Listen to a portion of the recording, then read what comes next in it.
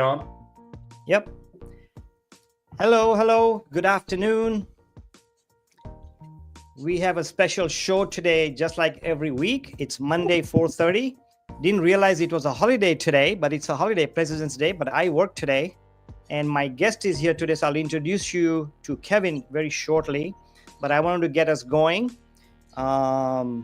It was a beautiful day here in California. I know it was snowy in the East Coast. I just talked to a buyer today coming from Canada. We just opened escrow today and he was snowed in. And I understand there's a plane crash too in Canada, Toronto airport, but we won't go there, but I'm sure weather had something to do with it. But anyway, today's topic is very interesting topic. It's very current, and that has to do with the Federal Reserve canceling the 2025 rate cuts that everybody were expecting that. And we want to talk about what impact that'll have on the housing industry, not only nationwide, but in your local areas. Kevin is from Maryland. By the way, Kevin Grolig is my guest. Welcome, Kevin.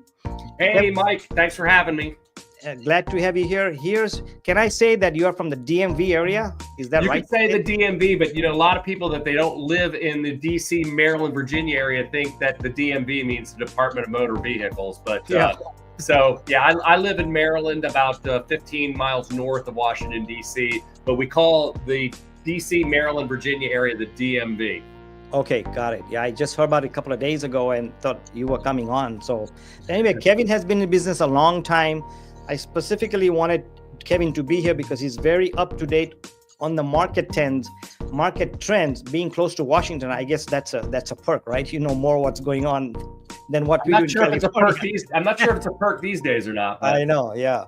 But he's got a lot of information. So Kevin, tell us about yourself before we jump into our topics. So yeah, thanks, Mike. My name's Kevin Grolig. I work at Compass, and I've been in the real estate business for 30 some years.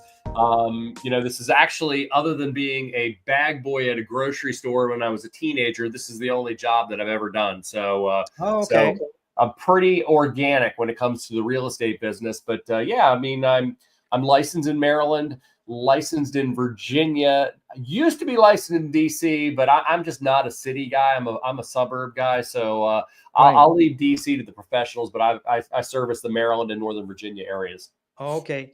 Hey, before we get started on the chat, I go a lot on social media because we get a lot of information and see what buyers are thinking, what the sellers are thinking. One of the posts I saw today on Facebook on my page is that a lot of homes for sale, Washington, D.C. area, people are moving out. Is that true or just a fake or what? I mean, well, I tell you what, that's a very topical question, Mike. And I was actually just putting together a script for a video that I'm doing for my YouTube channel about that, because there's so much clickbait out there right now about the DC market is crashing, and all of a sudden 4,000 listings have been put on the market in the last 2 weeks. And there's so much of that is just absolute garbage right now. Okay.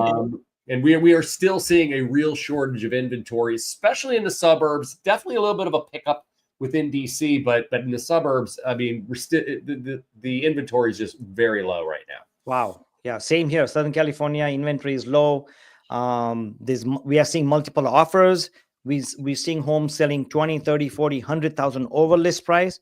And these are your bread and butter, 3-bedroom, 4-bedroom, not too expensive homes. Well, over here, the medium price is about $1 million. So they're selling over list price. And I was showing homes on Saturday at open houses. We went to 5 open houses. And every time we went there, we were the 4th or 5th group there. Yeah. And traffic we had to park a block away for parking. So market's hot here, Yeah, I've seen some of these open houses where, I don't know if you guys do it out there. I imagine you probably do, but the majority of homeowners here in the area will ask us to take off shoes when we enter the house or wear shoe covers. And some of these open houses, man, I'm afraid I'm not going to walk out with the right pair of shoes. Somebody's going to take my shoes or something, because you go into some of these, there's like 45 freaking pairs of shoes in the foyer. Yeah. So. Yeah. You know what I do? I shouldn't say this live. Is every time I go to an open house, I keep them on when I walk out, because they use the nicer shoe covers than the cheapy ones.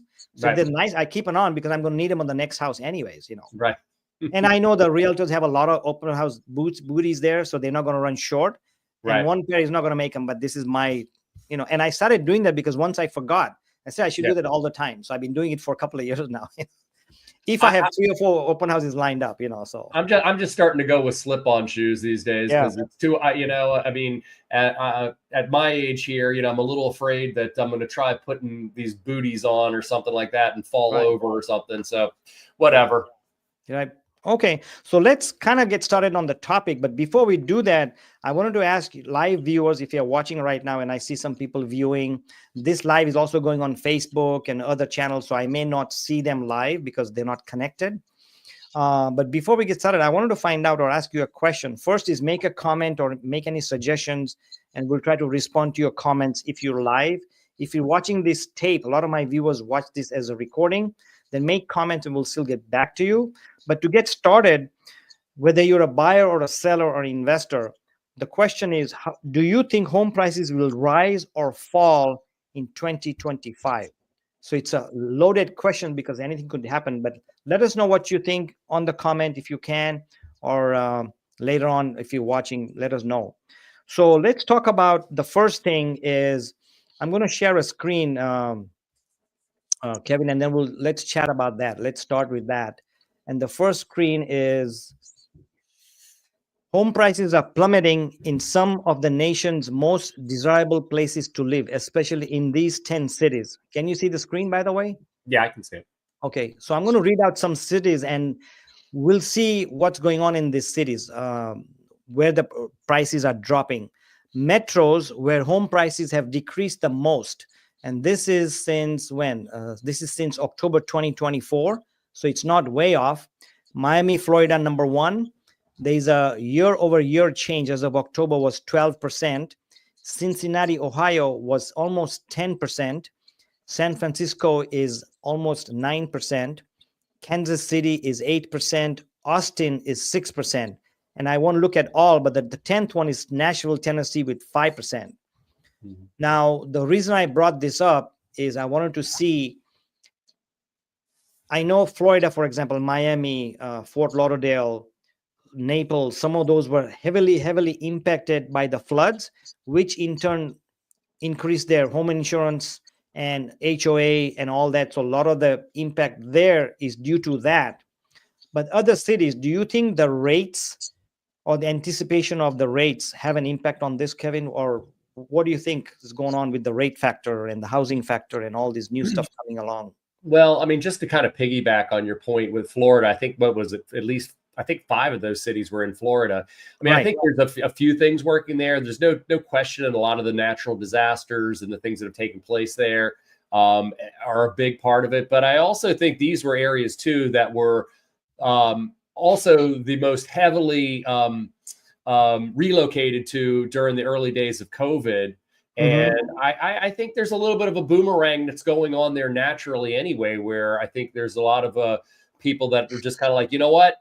It's not everything it's all cracked up to be.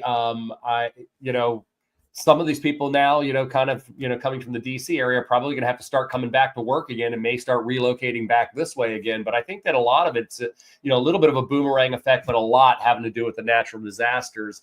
Right. I don't really know, how much the rates really have to do with anything.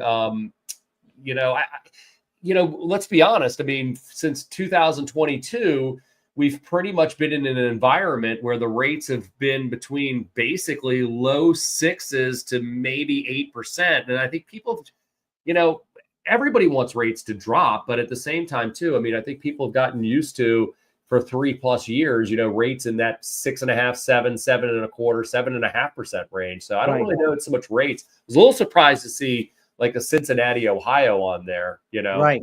Yeah. Not sure. Well, let's see what Realtor.com is saying.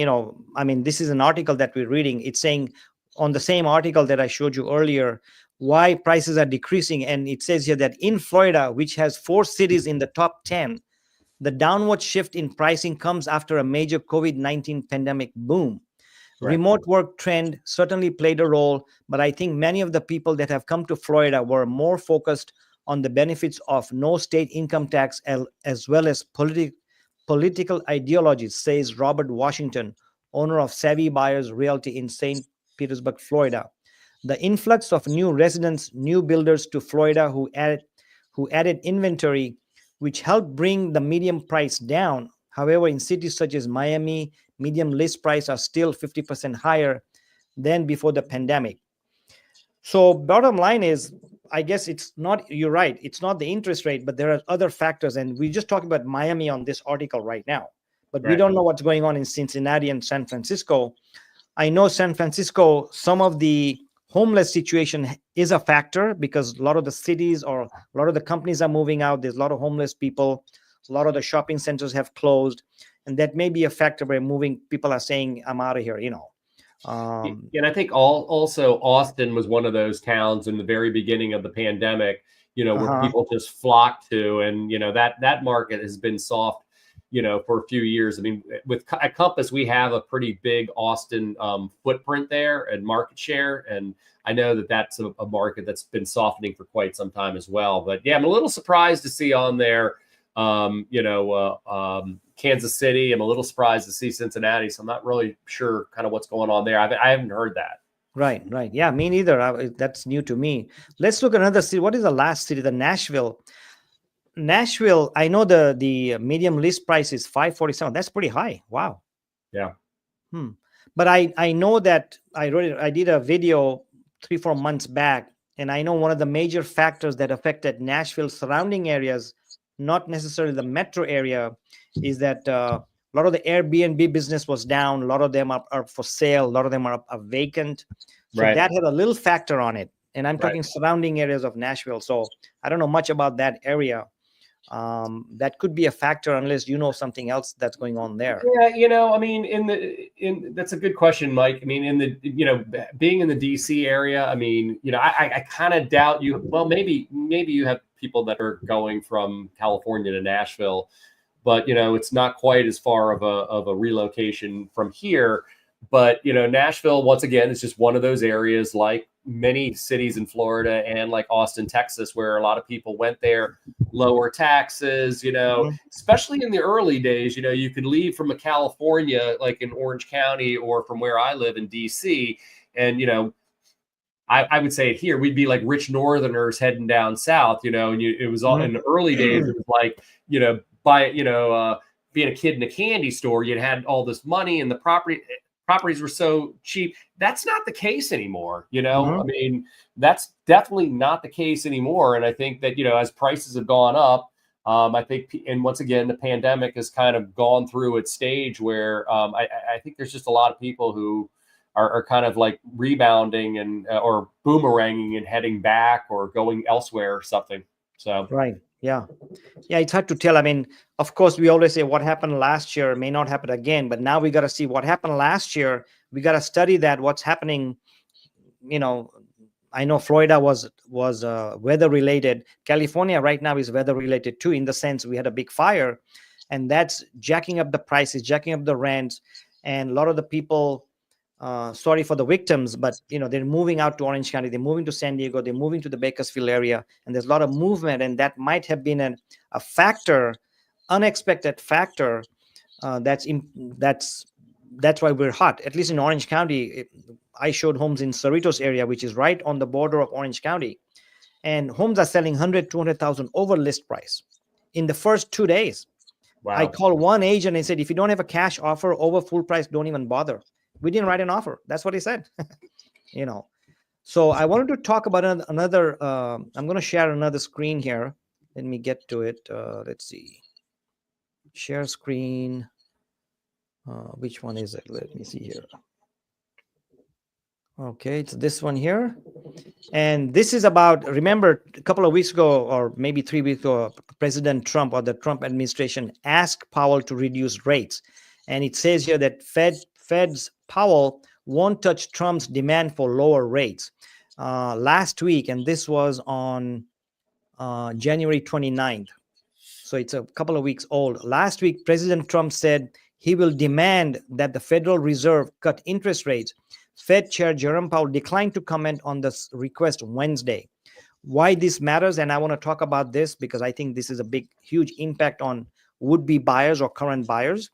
The Fed is set to face new pressures from the Trump administration as it holds rates steady while the president pushes for them to come down.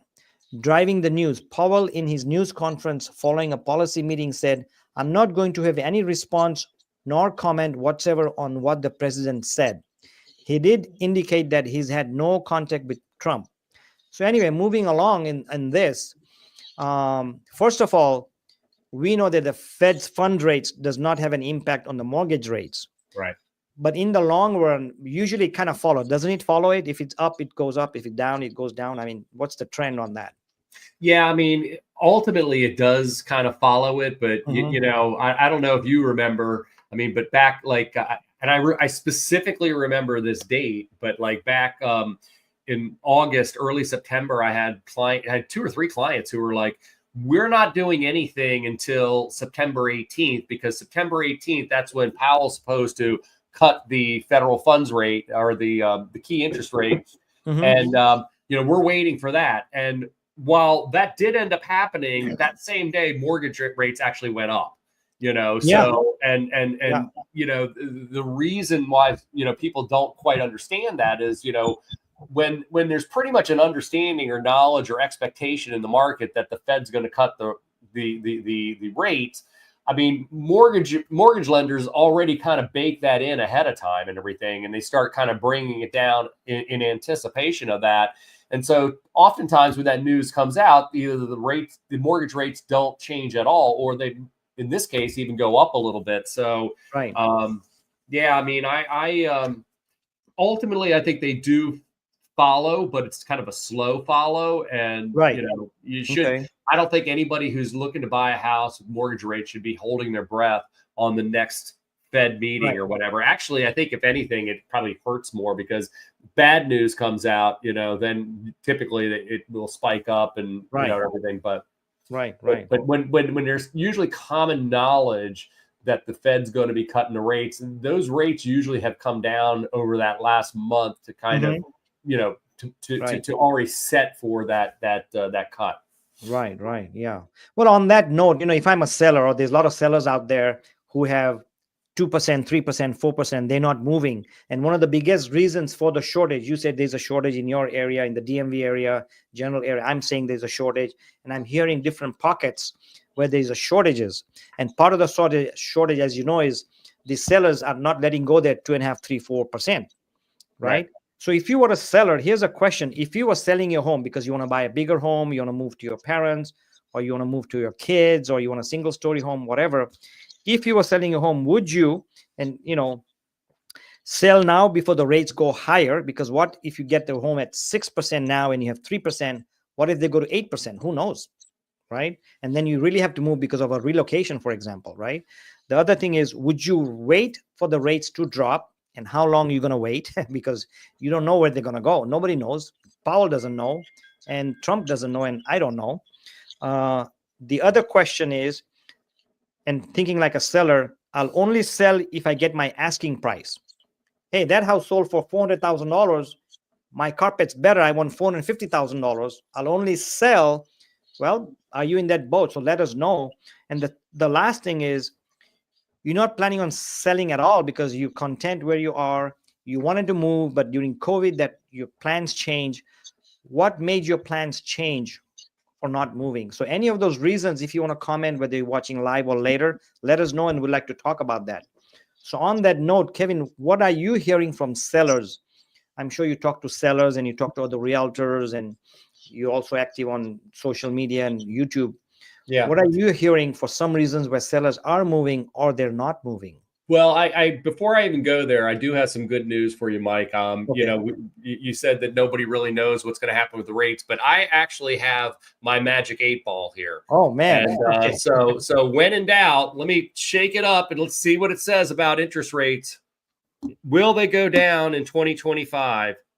And it says, I swear to God, it actually says this: ask again later.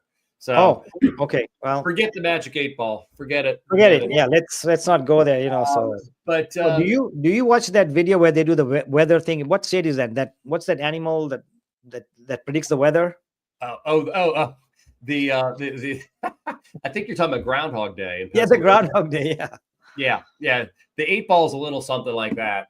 Something like that. Okay. Pretty useless. But how accurate has the groundhog been on the weather? Not very accurate. I don't pay a Okay. lot of attention to them. I get most of my weather off of Facebook. Maybe what you should do, what on our YouTube channel, once a year we should bring something like an animal and have them predict the housing market. If it raises the right paw, it's up, and left paw is down. Or dude, I like that. If it bites you, it's up, or if it doesn't bite you, it's down. Maybe we should come up with something. I think Let's talk about this after I think that's freaking brilliant. I'm writing that down right now. Yeah, we should do that. Maybe we can. You have any contact with Paul or somebody? We can hit him up directly, and see what's going on. Exactly. So I guess to answer your question, here's what I'm starting to see finally. While I said earlier that our inventory is still very low here, it actually has gone up some over the last year or two.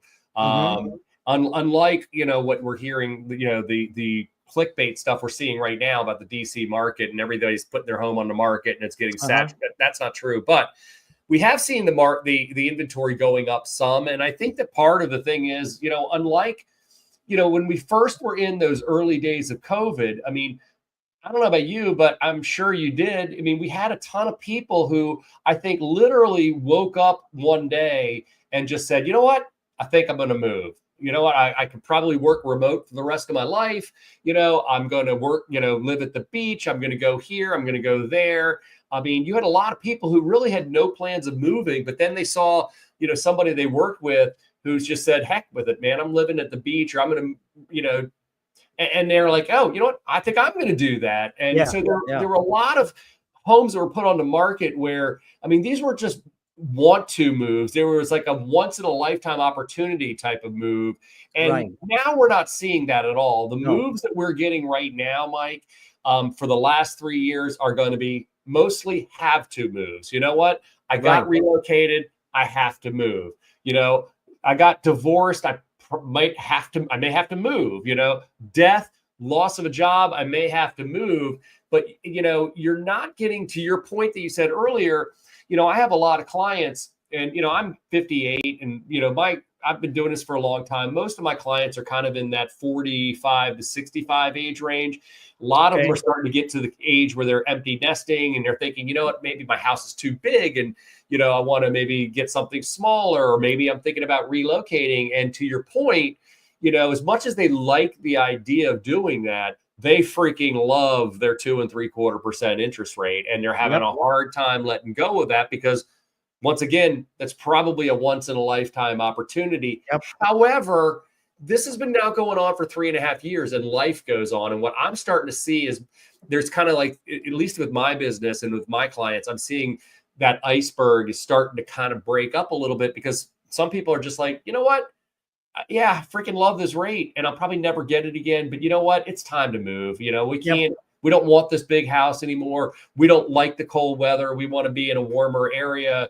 The kids been out of the house for 2 or 3 years. What the hell are we doing holding on to this? So I'm starting to see a lot of people just kind of like eventually just, letting go and just being like, it's time to move. So we're starting to see some of that right now.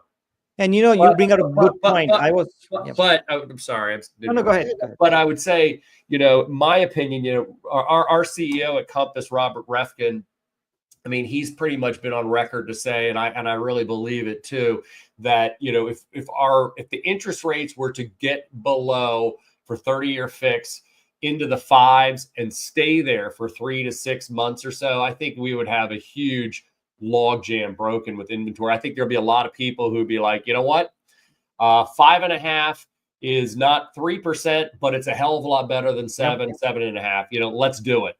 Yeah, let's do it. Yeah. No, absolutely. Hell will break loose. Buyers will be there. There'll be multiple offers. Lenders won't have time to call you because they're too busy doing refis. Everybody who bought in the last 2-3 years at 6-7%, they're going to refi. People, the sellers who don't want to sell, for example, me, I have 3%. I may want to buy a rental property. Hey, 5.5, I may buy, but 7.5, I'm not buying, Right. But here's another take. If I'm a seller, let's say I'm a seller, I bought a house for $1 million 4 years ago at 4%, forget 3%, 4% or 3.5%, 4%. here's what you have to think about. Let's say I bought a newer home. It had an association fee. I bought it in an area. It had high Melrose tax and property tax. So the way you have to think about, and I'm thinking out loud as we talk, is yes, I have 4% or 3.5%, but I want to move. My kids are in Montana. I can move. Their homes are cheaper. For example, maybe over here, an average home is $1 million. I don't know, Montana, maybe 400, 500,000. My property tax will go lower. My insurance will go lower. I may not have any HOA fees. I may not have the high prices sales tax in Southern California. A lot of the expenses will go down. My gas will be cheaper. Our gas is a more a gallon compared to any other states. So if you look at all those numbers and break it down, you may be a winner. So you have to look at the whole picture. Paying, if you buy $1 million home today, you're paying 12,000, 13,000 just in property taxes per year. If you move to a different state and buy a similar home for $400,000, your property taxes drop. Mike, I think you just struck upon something, man. We need to find more people who want to move to Montana. Yeah. And I just brought that up because I want to go to Montana, and it's kind of and with me, I'll try to find people that want to move to Kentucky or something. Right. Maybe Cincinnati. Yeah. Idaho is good. Iowa is good. I mean, some states, the average medium home price is $300,000 compared to $1 million here. Or San Francisco, the medium home price is $2 million. Yeah. I'd sell that home, take the equity and buy something there, assuming they're retired or they can work remote or find another job, or if they're self-employed, Yeah. The struggle that I'm seeing right now from my market, and I would imagine it's somewhat similar with your market. I mean, in the county that I work in, the average single family home is about $1 million. Average home altogether, when you factor in condos and townhouses and things like that, is closer to like 650, 700. But the average single family home last year for the first time eclipsed $1 million. Wow. And the problem is that a lot of people are having, and I'm especially talking about my age, where you're starting to kind of think about retiring, you're empty nesting and everything.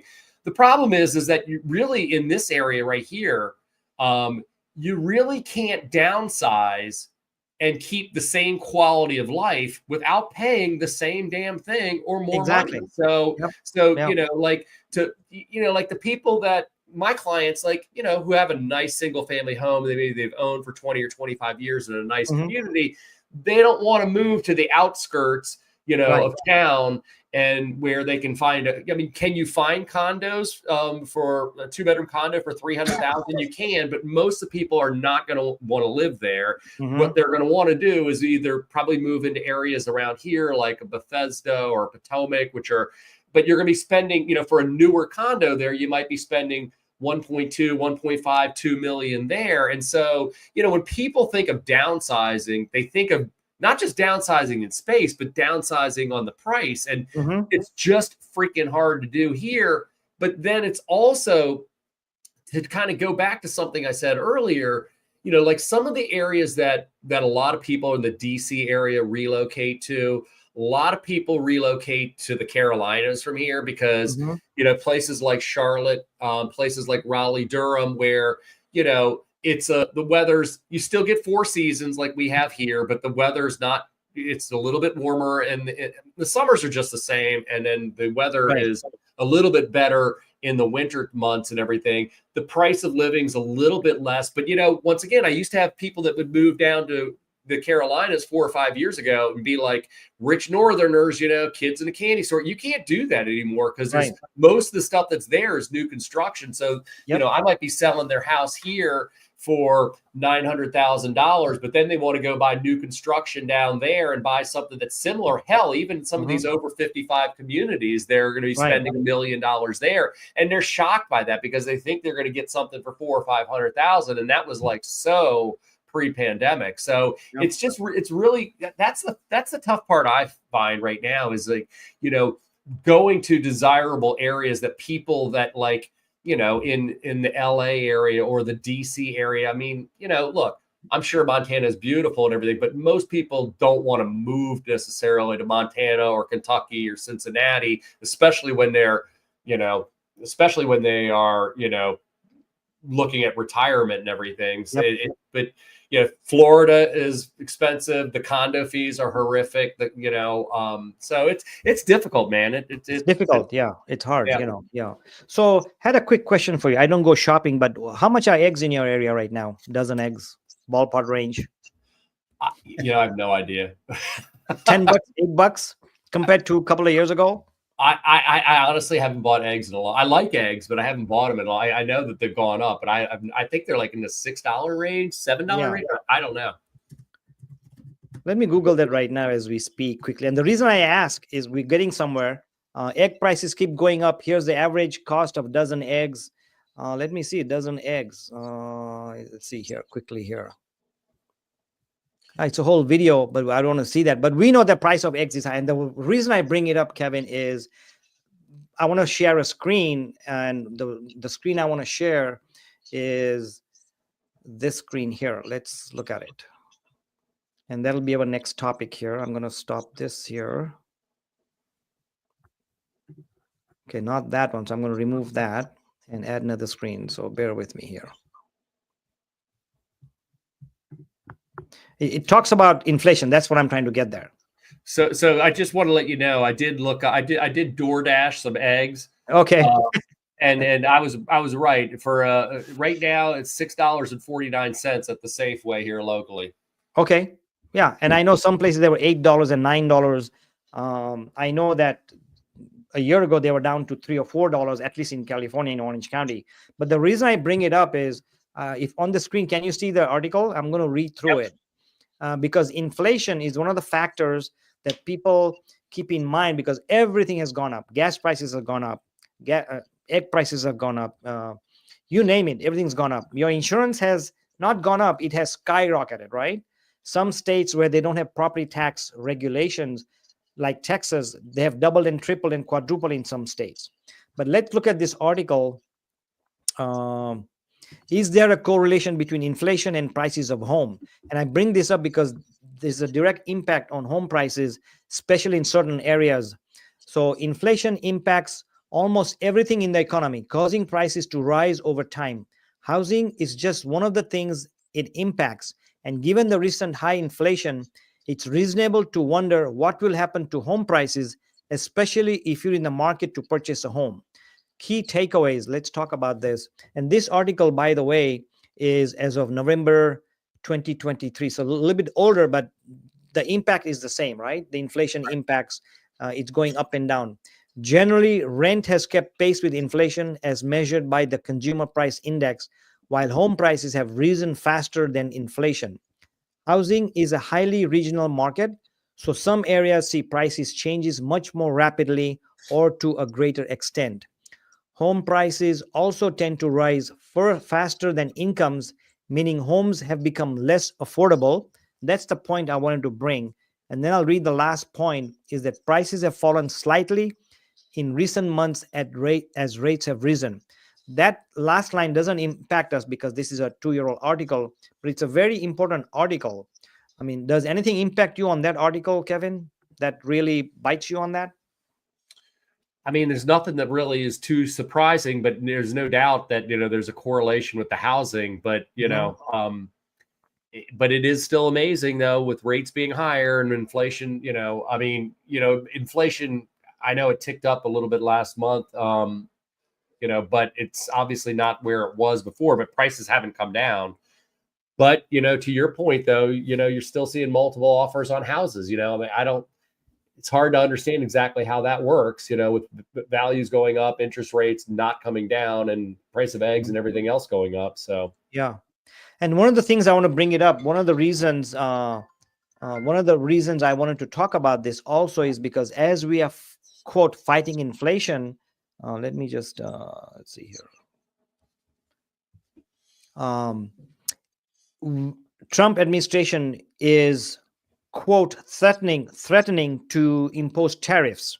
So if the tariffs are imposed, 25% in Mexico, 25% in Canada, 10% in China, he's also imposing tariffs on steel and aluminum in the eastern countries. If all that happens, I can guarantee you that some of the prices will go up, including house prices, builder costs, nails, hammers, cars, tires, you name it. So if the inflation goes up, if the interest rate goes up, if the tariffs goes up, so everything else goes up, where are we headed? Because it seems like we are heading there. And I want to bring this up because I don't know what's going to happen. If you're watching, let us know. What do you feel? Or make a comment, so or ask questions. But I think this is a big factor. We have, as realtors, we have to think about it. But one more stat since we're talking, the market is good, but it's also slow. According to NAR, and I've seen this everywhere last week, so I want to bring it up. 70% of realtors did not even sell one single home last year. That's how tough the market is for realtors. Imagine how tough it is for the buyers and sellers and the renters. And that's why when you combine inflation, tariffs, high interest rate, low affordability, this is something we need to talk about and chat about at least. Right. From a buyer's perspective and a seller's perspective. Yeah. Yep. Yeah.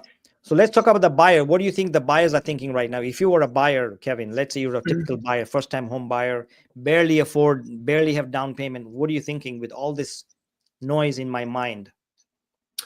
I mean, you're right. I mean, there's a lot of noise out there. So I give anybody who's a first-time home buyer credit for being able to, stick their, jump into these waters right now because it's pretty rough. But I think the thing is that, once again, I think we're stuck with rates in the 6 and 7% range, for probably the better part of this year, if not the whole year and going into next year. So I'm not seeing any reprieve there. Right. Values aren't coming down in my area. I don't think it doesn't sound like they're coming down in your area. So it's one of those things where it's like, what I would just say to, first of all, what if, and I've worked with a lot of first-time home buyers over the years. And what I would just say is, get yourself mortgage pre-approved, set a budget, stick to the budget. If you can qualify, nobody's going to feel super comfortable buying right now. When I say that, like, nobody's going to be like, oh my gosh, I feel so comfortable with this new mortgage pay. Nobody's going to say that right now with rates where they are and with prices where they are. But you know what? If you can qualify for it, and then beyond just qualifying for it with your mortgage lender, but if you feel like you can do that within your budget, I say go out there and do this now, because honestly it's pulling away from you. It's pulling away from you day after day. And it's funny, Mike. I did a video recently. I'm trying to remember what the topic was, but the thing said that for the median net worth of homeowners in the United States is over $400,000, and the median net worth of a renter was under $10,000. Wow, that's huge disparity. Huge. Right. And so, once again, we as realtors, I mean, like, I don't want to be that guy who's the ambulance chaser. I don't want to be that guy who's always saying, it's a great time to buy. It's a great time to buy. You know what?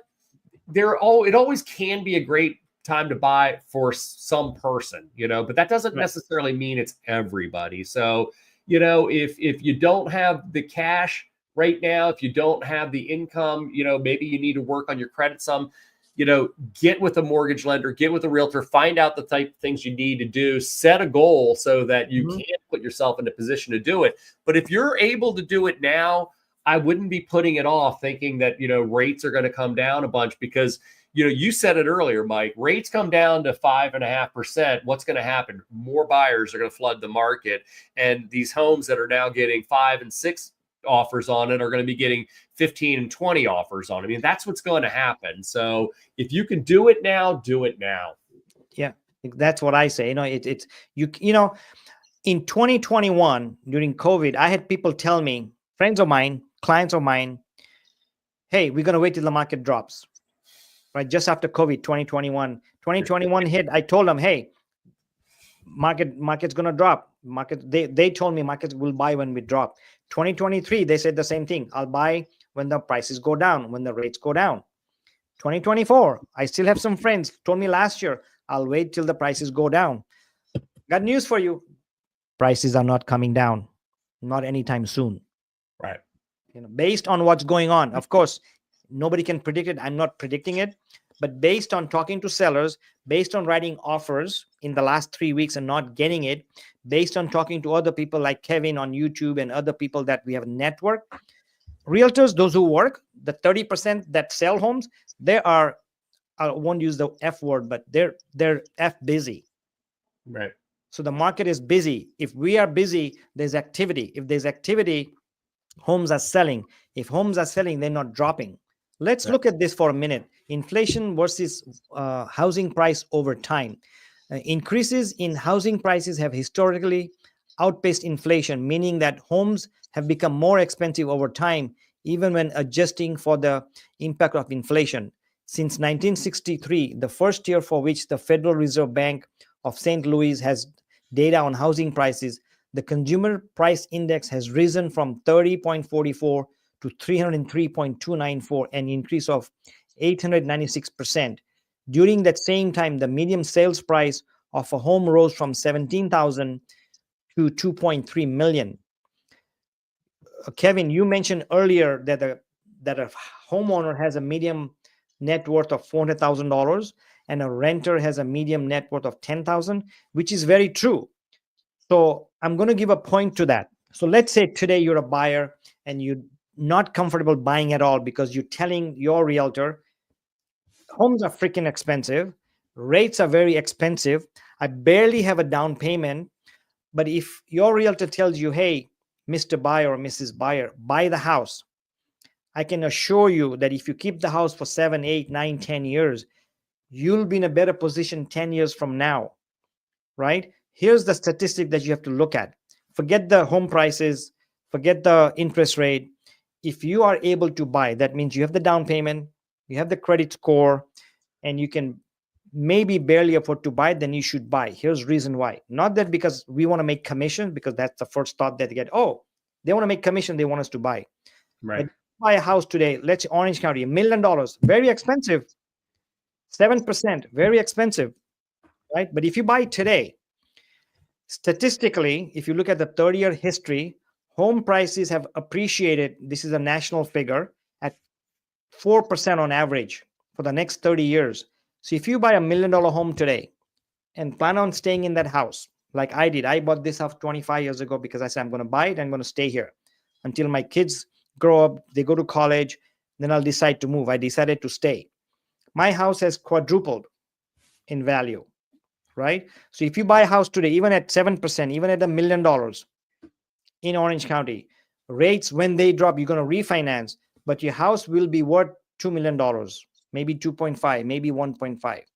That's a guarantee in the long term. Have you ever think, right? Have you ever heard the what do they call it? The law of 72. Have you ever heard that before? Mm-hmm.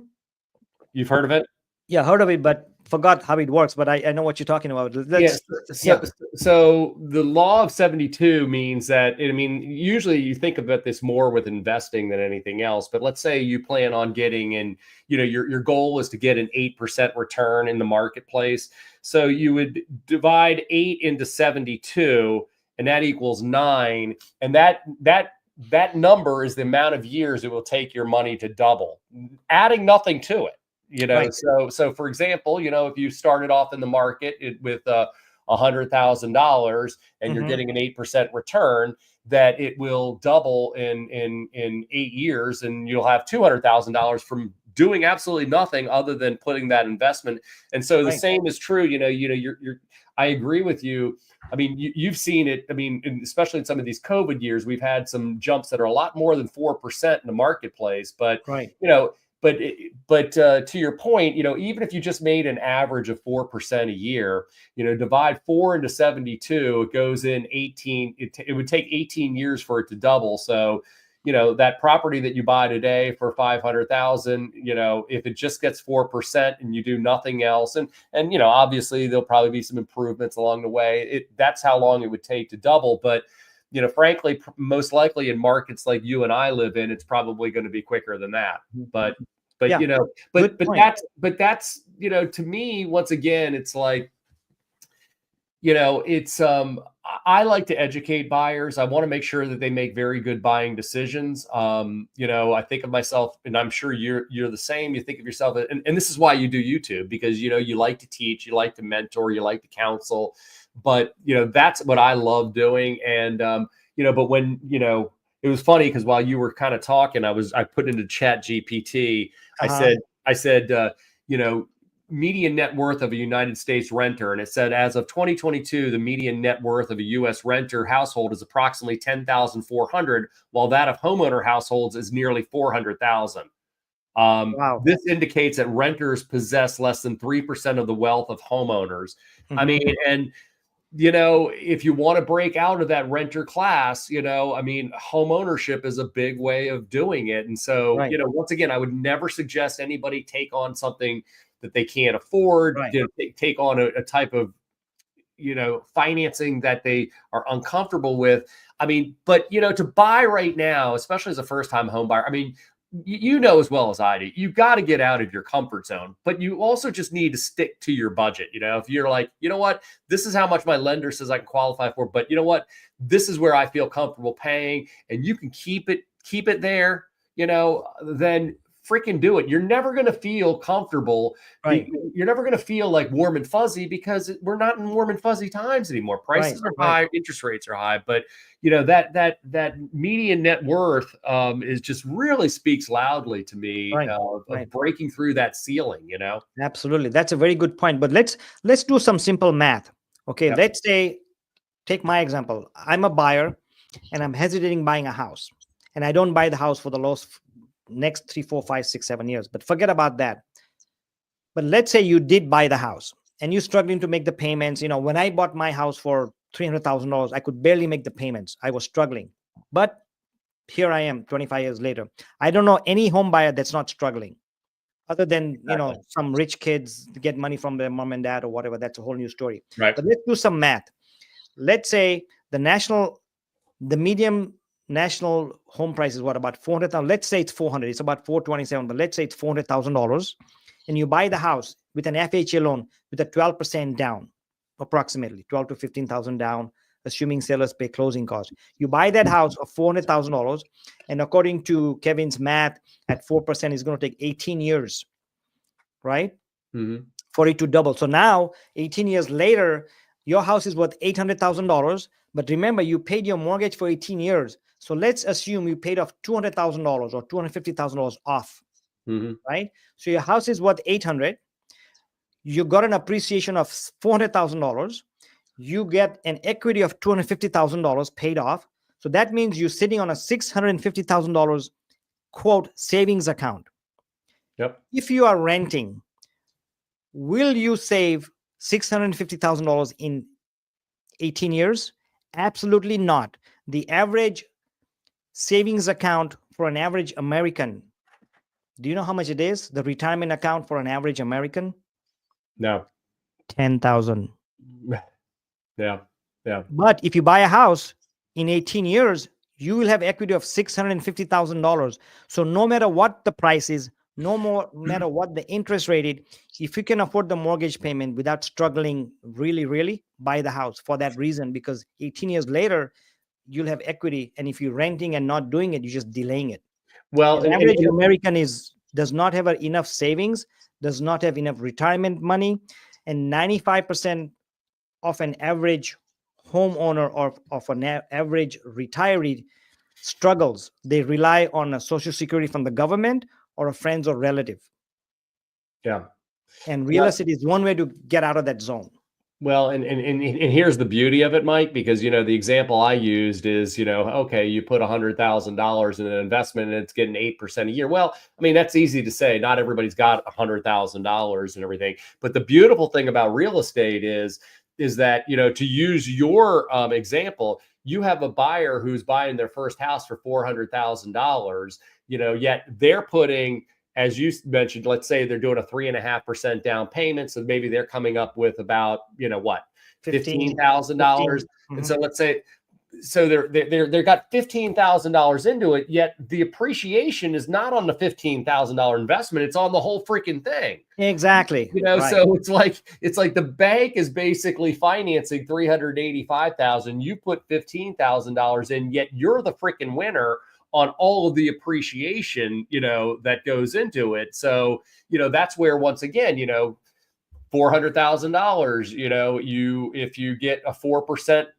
on average return, it'll double in 18 years. I mean, $800,000, and your mortgage now is probably closer to 200, 250 at this point in time. Right. And so here's the beauty of owning home. If there's one thing you need to take away from this call, maybe you should, is that when you buy a house at a fixed rate, your mortgage payment is fixed for 30 years. Nobody's going to kick you out if you're a renter. In fact, I just talked to an agent in my office, and he has a rental, and he said, I'm going to raise the rents by 8% every year, and they do it. So if you're as a renter, your mortgage payment, two things. Number one, your mortgage payment goes up every year. Number two, you're not paying your mortgage, but guess whose mortgage you're paying? I hate to be mean, but I use this line all the time. You're paying the landlord's mortgage. So you're paying somebody's mortgage, might as well be yours. Well, and yet, the other thing too is I've got 3 rental properties, not that I own, but I've got 3 investors who I'm talking to right now who are who are letting their leases expire, give their tenants notice that they're going to be putting it up for sale. And so beyond just the fact that you're paying somebody else's mortgage, you're not building wealth. You're also at the whim of that homeowner who may decide he wants to sell at any point in time, and you're out. You got to find something else at the end of the lease. So there's, from a control aspect. But do you mind if I transition just for a second? Sure, absolutely. Go ahead. So, going back to one of the things that you had said is, you have certain clients of yours who are, I'm waiting for the market to crash. And here's the thing. I mean, I worked in the market in 2008. I was there, in our market, it really started more in 2006. By 2008, we were definitely like in a free fall position. So, the market started teeter-tottering, right at the end of 2005, going into 2006. But, people think that they're expecting to see that again. Because that came off of a really early 2000s boom, that 2000 to 2005, 2006. And people, with the increases that we've seen in value over the last 4 or 5 years with the pandemic, people think like, there's going to be another burst in the marketplace. And I'm here to tell you, like, that's in most of the metropolitan areas. Now, there could be some other areas, like some of the Sun Belt areas are a little bit different and everything, but many of the metropolitan areas, I don't see that happening because, for the last 15 years, like almost every person that I've worked with has bought a home with a 30-year or 15-year fixed interest rate. Right. They've got, whereas in the past they were, and most of them have strong down payments, at least 10%, if not 20 or 30 in many cases or more. They've got fixed interest rates, to your point, that aren't going, and many of them are at 3% or so. They're not, but back in the day, it was like, back in the early 2000s, you almost needed just a pulse to be able to get a mortgage loan, no down payment, interest only loans. Hell, there were some that were even negative amortization where you were paying a certain amount. And not only were you not paying anything towards principal, you were actually adding principal on with each payment. And, subpar credit and everything. I mean, it was just a recipe for disaster.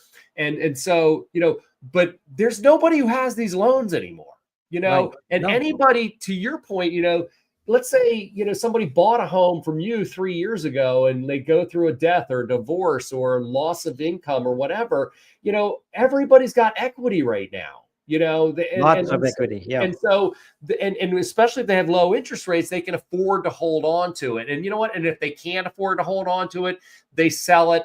They get equity. They move to the next. Maybe they have to rent for a year or two, and they get back on their feet again. You're not going to see this huge collapse because there haven't been the predatory loans that we had in the early 2000s. So if you think that there's all this pain and suffering out there, like I say, there are in some cases in some areas, but by and large, in the larger metropolitan areas, I don't think you're going to see that.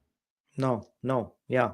In fact, I heard, or I saw a report just yesterday. There's a 40,000 homeowners are canceling their contracts, right?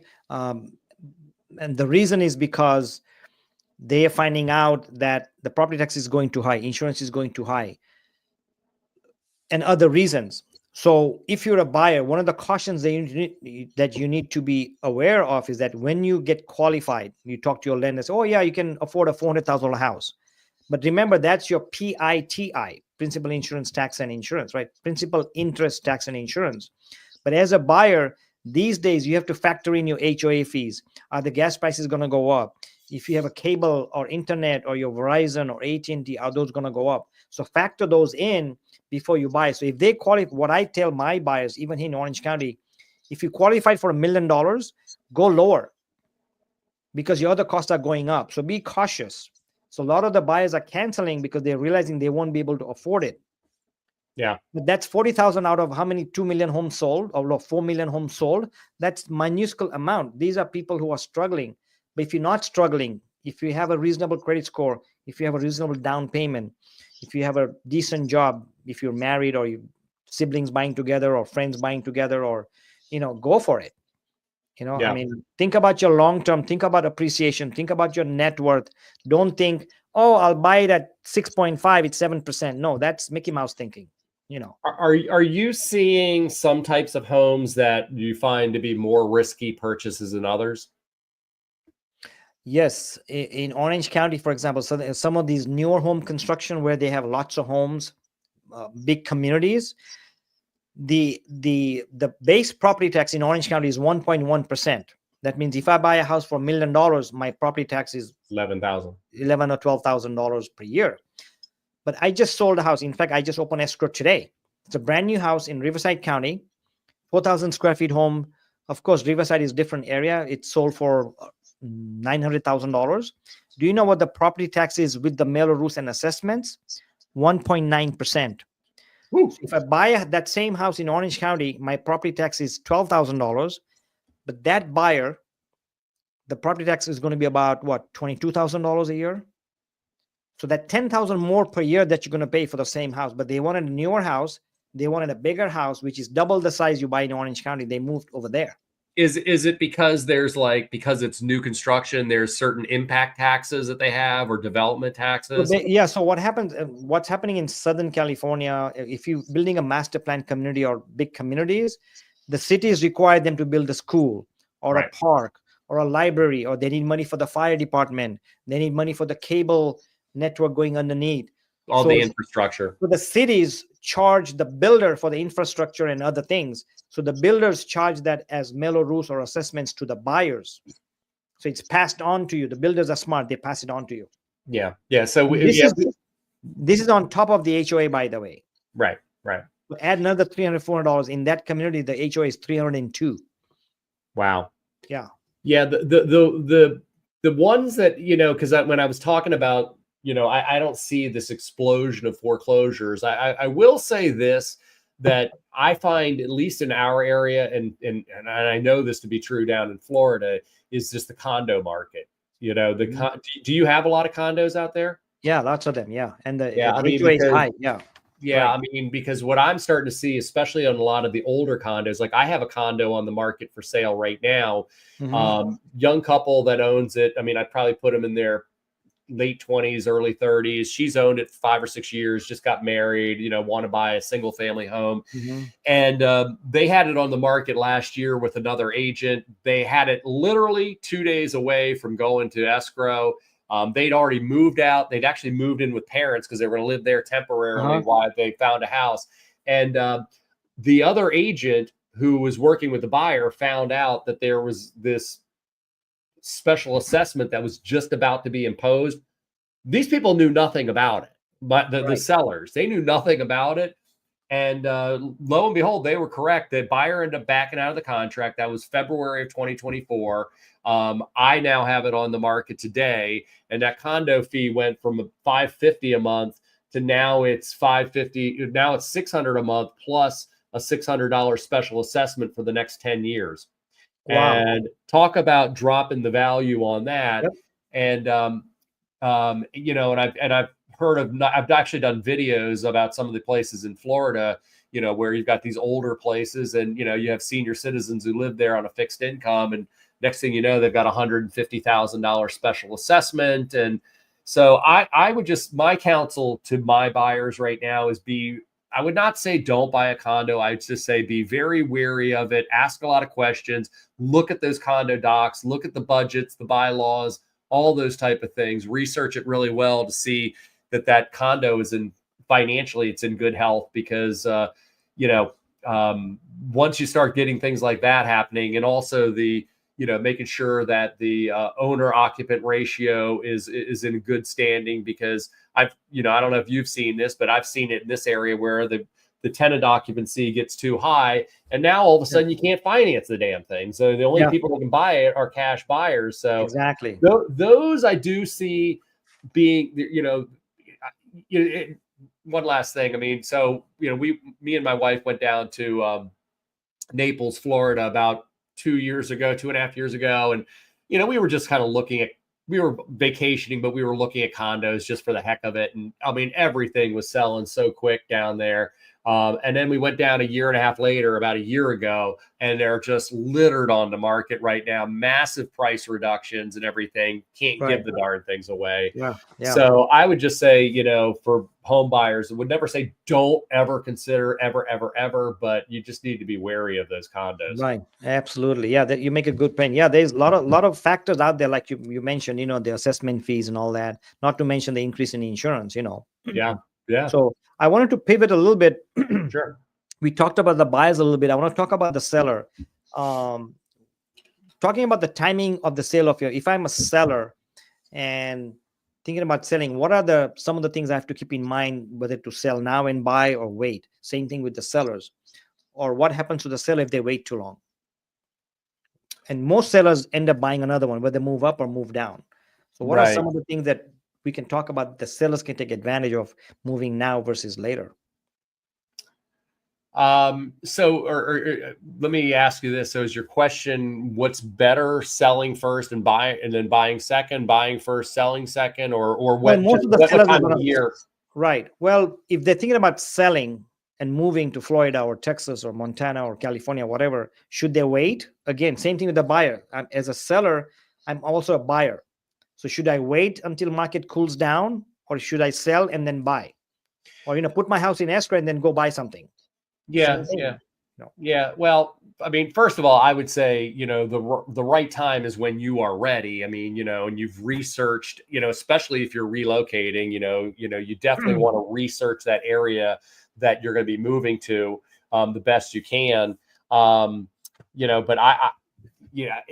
for me, I have a hard time telling somebody, hey, just sell your house and move to Florida. They haven't really been there. Maybe they were there on vacation once before and they kind of like it, but I would just say this, like I've said this in many of my videos, when you're relocating, I would honestly, I would freaking get a Airbnb or something for a month or 2 or 3 months or 6 months if you can swing it, and just kind of get a feel for what life is like down there, not just on vacation, but as a person living down there first. And I would probably rent first before I bought something down there. And and maybe, I mean, I don't know. I guess it's a tough call, but if you know the area really well and you're convinced and you're ready to go, and you're thinking about retiring, or maybe you've got another job down there, what the hell is to hold you back? Do it. Exactly. Do it.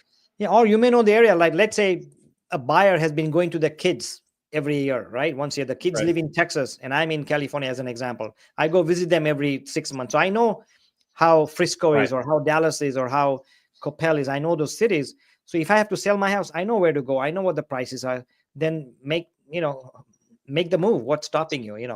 Yes, you're going to pay high. You're going to pay high interest rate. But if you're moving from California, you have so much equity, you probably don't have to get an interest, and let go of this big house or a 2-story house and stay in a single-story home, stay with your kids or grandkids or your brother or near, whatever. Yeah, I And mean, once again, personally speaking, as I mentioned earlier, I mean, look, we all want the lowest rate we can get. We all want the biggest bang for the buck and the best value whenever we're buying anything. But, I think, there's a lot of people out there who've been waiting for a long Mhm. time. And what I'm starting to see is that log jam's starting to break up a little bit because people are like, you know what? I can't wait forever. Life is short.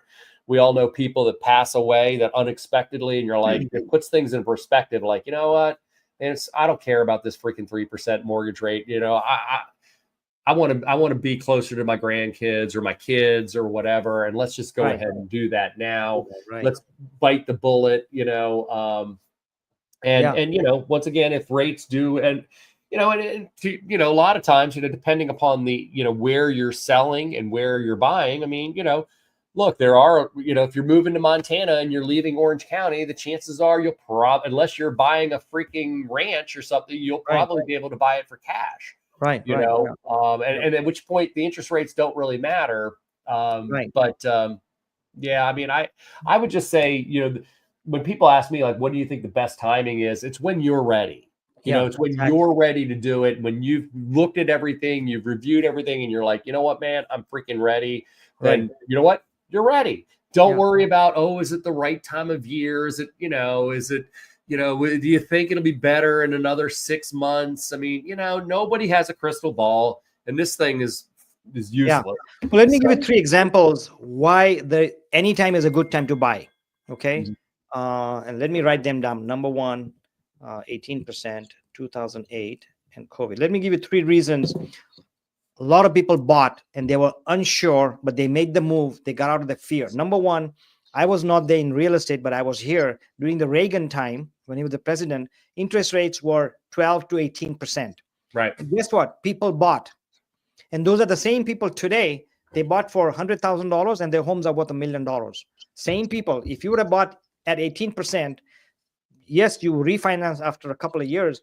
Your house, maybe you bought it for $100,000 or $25,000, is worth a lot more today. So Right. you do not lose out on the house. Go back to 2006, 2007. Hell break loose. You were there. I was there. We sold a lot of bank-owned homes. Guess what? All those people were courageous, didn't think, hey, I'm going to buy a house and they're going to go down. They bought it knowing that the prices were going down, but they bought it and kept it, right? Right. And those guys are laughing today because their values went up. In 2019 or 2020, when the COVID hit, guess what? I've sold homes with a mask. I've sold homes with a virtual tour. Those guys bought knowing that there's COVID. Maybe everybody's going to die, but they bought. And today they are laughing because the house values have almost doubled, at least in California. Not double, but I bet you if they bought a house for $800,000 in 2020, 2021, it's worth $1 million. Maybe they've gained 200, 300,000 in equity. Were those sellers and buyers scared? Yes, because I've sold them their home. They were shaking when they bought the house in recession. What if I lose my job? I've had 2 escrows canceled 2 days before closing because they got laid off. So no matter what the market, if you're ready, you can afford to buy a house. And if you qualify, if you have a decent credit, buy it. Because no matter what, there is no perfect time. If those buyers bought in those rough times, why not buy? And think long Well, term. I agree. And guess what, man? They're not making any more land. What's here is here. So, they ain't making any more of it. They ain't making it. And I just talked to some people, and some people regret selling their homes. They should have kept it and bought rental. I hear that so many times. Mike, I should not have sold it. I should have pulled my equity out and bought another one. And this is right now in a high market, high interest rate. I'm selling a house today. Well, I sold one today, but I have a counter out. I just got a counter offer today. It's for a friend of mine who's buying a rental at 7.25% at a peak price. Wow. Is he stupid to buy? No. Yeah. He thinks in 10 years, the $1 million house will be worth 1.5. So let me ask you this. I mean, in the California market, I mean, do you see certain times of the year that are better to sell and certain times of the year that are better to buy? I mean, do you have like seasonality in the market? Because we do here, but do Right. you have that there, or is We it have that pretty too. much? Yeah, we have it, but not as much as East Coast or where there's snow and there's flooding and all that. Very minor, but the peak time is April, May, June, July, August is when the prices go up, activity goes up. And during the December, January, and October, November, it kind of slows down. But that's nationwide trend, but it's a little bit lower than you guys. In your case, it really stops because of snow or whatever. Yeah, it's interesting because here I always say that our spring market starts. I always say our spring market starts like a week or two after the holidays. I mean, because here in Maryland, I mean, we've actually had a decent amount of snow this year, but it's the first time in like 15 years we've not had a lot of snow in the last 10 to 15 years. So usually snow is not something that's really going to mess up our market much. I mean, maybe for a day, maybe, Oh, but okay. but I always see like buyers are out there in the marketplace right after New Year's, and they've got a New Year's resolution. They're motivated. And so our market, our market, really the best time of the year is really the first two quarters. It's January, and by about Memorial Day, end of May, Hmm. Yeah. it really starts to slow down. And then when Right. schools around here let out in mid-June, and when they Hmm. let out in mid-June, that's when I really start to see things slow down, because there's Right. a big push, at in the spring to find a place and then get in between the school years. But by the Right. time you get to July, like that ship has Yeah. sailed. Yeah. So what I usually tell my sellers, if once again, the best time is when you're ready. Right. However, if let's just put that aside, usually it's like right about now, it's like Yep. President's Day weekend. You beat the rush of inventory that's going to start hitting the market in March, April, May. Yep. Yep. But yeah, we do find a lot of good deals out there for buyers, usually in October, November, December. Inventory is lower at that time, but usually the people that are on the market, I'm not going to say are desperate, but they're pretty freaking motivated if they're out there in November, December. Yeah. Yeah. It's the same timing here, maybe a little bit less, but it's the same thing here. December, January, February is a little bit slow. Now it's picking up, March, April, May, June, July, and then August, September it gets hot, kind of slow down. People go on vacations. School starts in September. And then you have fall coming in, it cools down. In California, under 65 is cold, at least for me. So I don't want to show anything after 5 because it's dark and it's Yeah. cold, but in general, you're right. We have the same pattern as you have. I'm not feeling too sorry for you when you think I know. under 65 is cold. But anyways, Yeah. Well, my heater goes on at 65. Under 65, it's on a automatic thing, 65. So, but I want to go back to the inflation because we started with what's going to happen with the tariff and the inflation, and Trump asking the Fed Chair Powell to cut the federal funds rate. Want to go back to the inflation? What is happening with the inflation? If you notice that in 2025 it has gone up, it's at 3% right now. Since October, back in September it was 2.4 and it's been going up. March it was peak at 3.5. Let's go 5 years. Well, I can't do it here. Let me see if I can go on the website and do it. Let's see the 5-year mark on here, so we get a bit better picture now. Can you see the 5-year trend? yep. See, so the inflation was down, but if you notice after November, or let's say, if I should use the word after election, it's the highest it's been. And I don't know what the trend is. Back in July, it was up to 8%, but it has dropped. And Yeah. maybe that's why the feds are not reducing the interest rate or the federal fund rate. Well, that's exactly why they're not doing it. Exactly. They're trying to control the expenses, Yeah, I especially the mean, egg prices, especially and the eggs. yeah, and to be quite honest with you, I mean, I once again, look, I mean, you and I are in an industry which is directly affected by interest rates and everything. But at the same time, too, my opinion is I care more about the health of the overall economy than I do necessarily just the real estate market, and, Mhm. the fact of the matter is there's still a lot of pain out there. I think that you and I are probably pretty blessed because I think we're in some pretty good markets and pretty affluent areas and everything, but there's a lot of parts of the country where there's a lot of pain and suffering out there. So you know what, if we have to give a little bit on this side to kind of, you know and have these rates where they are, I mean, like I say, market's still moving, man. You're still Yeah. getting multiple offers, and Oh, yeah. It's hot. so Yeah. Yeah, the metro areas in general are pretty hot. I mean, there were some pockets. We mentioned those 10 cities are down.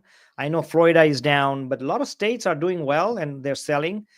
Florida is a different case totally because of the disasters, the insurance, the assessments.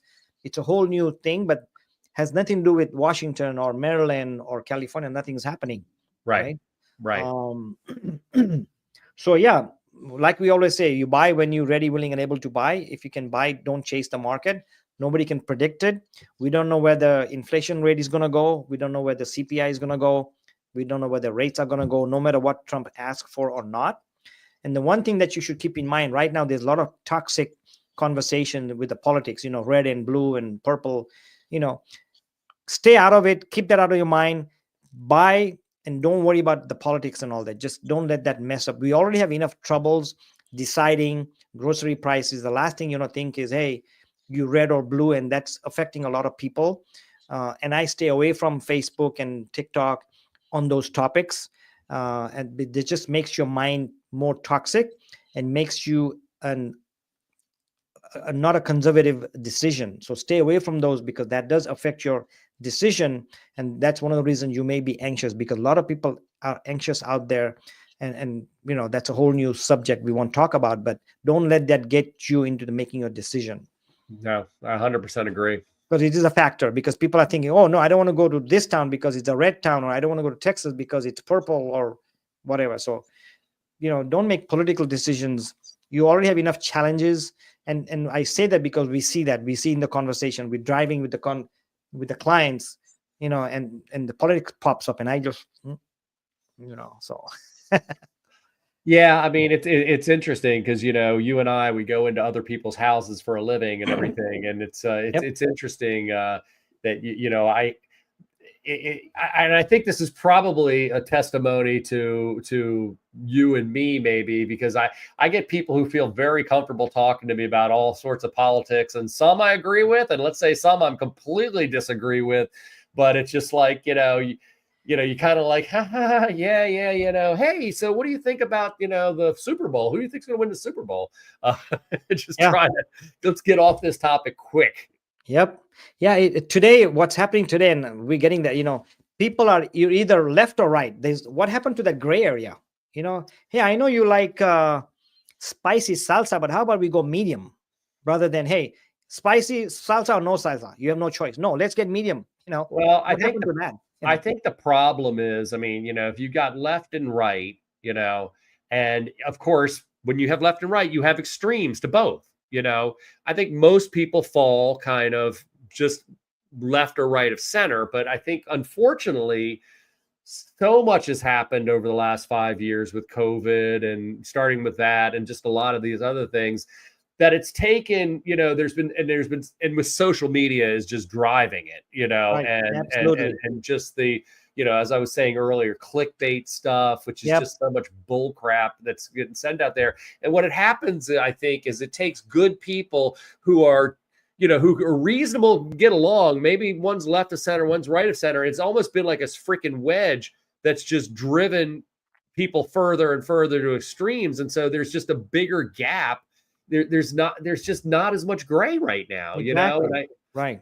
Yep. Yep. yeah, it's just it's a shame, because Right. Right. So it's a on shame. that note, I'm going to kind of end with that note. I think you bring a very good point. On that note, if you are thinking about buying or selling or want to qualify and talk to a lender, talk to a realtor, talk to a lender. If you need somebody in the DC area, Kevin, I'll have his information in my video YouTube. His channel will be there. His email will be there. Contact him. Ask for a realtor in your area. If you're more on this side towards California, anywhere you want a referral, we will refer you to an agent or a lender. The reason is because that local lender will know more about Texas than I will. So talk to a local lender or a realtor. And if you have thoughts about left and right and inflation and you're not sure, I absolutely urge you to talk to a realtor lender, because they'll give you their opinion based on your local market. And that's how you make a decision. Start thinking about it rather than you watching something on TV, and don't make those kind of decisions, or don't make, like Kevin said, if you look at social media and say, oh, home prices are dropping, fake news. So get the right news, talk to a right realtor. We'll be glad to refer you. On that, Kevin, any last note that you want to tell our viewers? No, Mike, I appreciate the opportunity to be on the live stream, and I do the same live stream myself on Tuesday nights now. Now I'm 3 hours ahead of you, but Eastern time. Anyways, definitely would love for you to join, and I appreciate the opportunity. And to those people that are out there, if they are living in the DC area or they're thinking about moving to the DC area, you know what? Love to talk to you about your plans, your thoughts, and everything. Right. And Kevin has been in business longer than me, so we won't talk about age, but he's been longer in the business than me. So, all right. Thanks everybody for watching. We love your comments. If you're watching this as a recording, make some comments. We will answer any questions. Thanks everybody. See you next Monday, 4:30 Pacific time. There you go.